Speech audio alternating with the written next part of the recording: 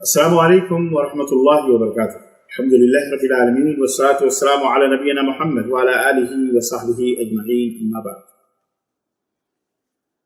ناظرین کرام، دوستوں، بزرگوں اور بھائیوں اور قابل احترام اسلامی ماں اور بہن، آج کی اس مجلس میں آپ کی خدمت میں رمضان کے بعد کی زندگی، رمضان کے بعد کی ہماری مصروفیات، ایکٹیویٹیز کیا ہوئی ہیں، اس تعلق سے چند اہم باتیں اس مختصر سے وقت میں رکھنے کی سعادت حاصل کر رہا ہوں۔ رمضان المبارک کے بعد جو زندگی ہے، ظاہر ہے کہ یہ اسکول سے آپ فارغ ہو رہے ہیں۔ جو ایک مہینے کا اسکول تربیتی ادارہ تھا، جس کے آنے کا مقصد اللہ نے قرآن کریم میں بتایا، لعلکم تتقون، تاکہ تم متقی بن جاؤ، پرہیزگار بن جاؤ۔ مسلسل یہ ایک مہینے سے ہماری تربیت کر رہا تھا یہ مہینہ، اور اس مہینے میں ہماری تربیت ہو رہی تھی۔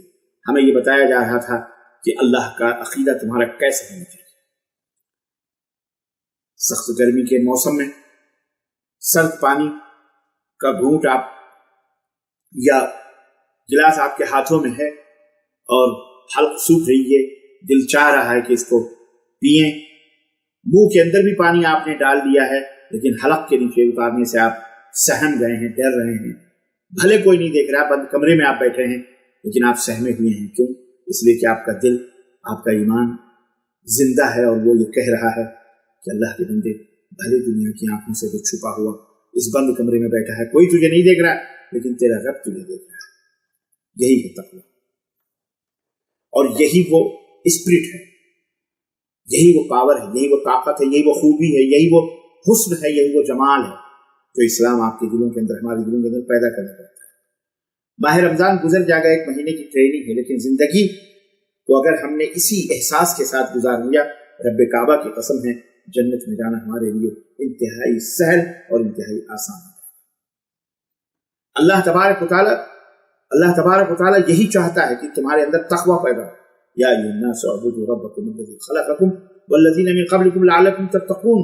سارے سنسار کو بتا رہا ہے کہ تم ایک اللہ کی عبادت کرو جس نے تمہیں پیدا کیا ہے، تمہارے رب نے، جو تم سے پہلے لوگ پوچھتے تھے، جس نے تم سے، تمہارے پوروجوں کو، تمہارے بڑوں کو بھی پیدا کیا ہے، اسی کی عبادت کرو۔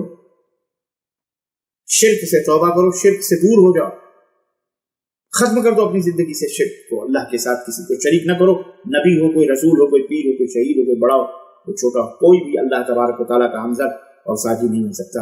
اس کا بھی مقصد یہ لعلکم تتقون۔ یہ عقید توحید اسی لیے بتایا جا رہا ہے تاکہ تمہارے اندر اچھائی پیدا ہو، متقی بن جاؤ، پرہیزگار بن جاؤ۔ تقویٰ یہی ہے کہ شرک سے توبہ کر لو۔ شرک تمام برائیوں کی جڑ ہے، زنا، بدکاری، چوری، گھٹیائی، سب سے خطرناک جرم شرک باللہ ہے۔ رمضان ہمیں یہ بھی سکھاتا ہے کہ جب چھوٹے چھوٹے گناہ، چھوٹی چھوٹی خطائیں، ان سے اللہ تبارک و تعالیٰ نے تمہیں منع کیا ہے، تو یہ تو سب سے بڑا گناہ ہے۔ ان الشرک لظلم عظیم، سب سے بڑا گناہ ہے۔ یہ مدرسہ ہمیں بتا رہا ہے۔ عزیزان ملت اسلامیہ، یہ مہینہ اللہ تبارک و تعالیٰ کی اسی یاد کا کہ عرش والا تمہیں ساتوں آسمانوں کے اوپر جو مستوی ہے، وہ تمہیں دیکھ رہا ہے، رات کی تاریکیوں میں، دن کے اجالوں میں، رات کی تاریکیوں میں بھی، کمرے کی تنہائیوں میں بھی تمہیں سب دیکھ رہا ہے۔ یہی احساس، چوری کرتے وقت، زنا کرتے وقت، جھوٹ بولتے وقت، غیبت کرتے وقت، بدکاری کرتے، جتنی بھی برائیاں اور منکرات اور جتنی بھی نافرمانیاں اللہ تعالیٰ کی کرتے وقت تمہارے دل کے اندر تمہارے دل کے اندر یہ احساس ہونا چاہیے کہ میرا رب سن رہا ہے، سمیع علیم ہے، جان رہا ہے، دیکھ رہا ہے، سمیع بصیر ہے، دیکھ رہا ہے۔ یہی وہ تقویٰ ہے، یہی وہ اسپرٹ ہے، یہی وہ قیمتی جوہر ہے جو رمضان مبارک کا مہینہ ہمارے سینوں کے اندر پیدا کرنا چاہ رہا ہے۔ کاش ہمارے دلوں کے اندر یہ پیدا ہو جائے، اور یہ کیفیت جو رمضان میں ہوتی ہے، کاش یہ ہماری پوری زندگی کے اندر رہے۔ ما بعد رمضان المبارک کے بعد بھی یہی کیفیت۔ روزہ چلا جائے گا، رمضان کا مہینہ چلا جائے گا، لیکن روزے نہیں جائیں گے۔ ہفتے میں 2 روزے اللہ کے رسول صلی اللہ علیہ وسلم رکھا کرتے تھے، اثنین کو، یوم پیر کو، اور جمعرات کو۔ یہ روزے کون رکھے گا؟ یہی پیغام ہے جو رمضان ہم کو دے رہا ہے۔ مہینے میں 3 روزے اللہ کے نبی ایکسٹرا رکھتے تھے، 13، 14، 15 کے روزے ایام 20 کہلاتے تھے، اللہ کے نبی صلی اللہ علیہ وسلم رکھتے تھے۔ اسے کون رکھے گا؟ آپ کو رکھنا ہے۔ تو یہ باقاعدہ یہ تسلسل قائم رہنا چاہیے۔ عاشورہ کے روزے، اور پھر عشرے ذوالحجہ کے روزے، قربانی کے جو 10 پہلی تاریخ سے لے کر کے 9 تاریخ تک کے روزے، اور بہت اب جو نوافل کی تو کوئی بھی نہیں۔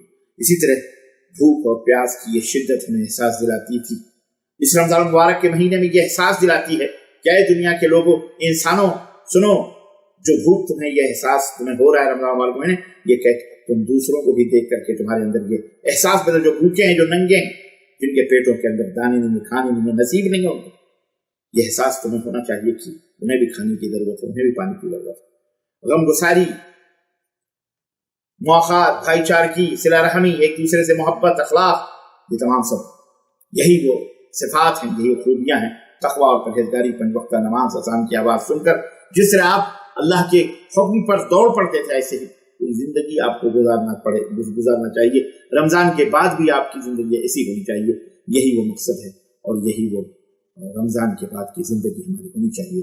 اللہ عز و جل سے دعا کرتے ہوئے اس سے چاہتا ہوں کہ اللہ ہمیں کہنے اور سننے سے زیادہ عمل کرنے کی توفیق عطا فرمائے، آمین یا رب العالمین۔ وصلی اللہ علیہ محمد وعلی آلہ وصحبہ اجمعین۔ السلام علیکم ورحمۃ اللہ۔